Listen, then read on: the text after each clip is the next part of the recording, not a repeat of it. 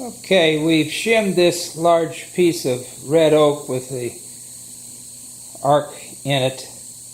I'm going to be cutting the 100-inch long down into 2 halves. So there is the vertical piece of plywood that I've stuck in there in order to hold the arc against the fence evenly. I want to get a fairly square with a whorled cut.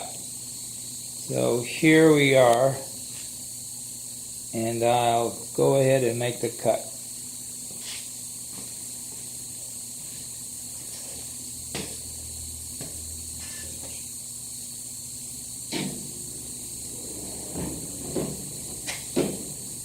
Then put this handle on there to just keep the board steady.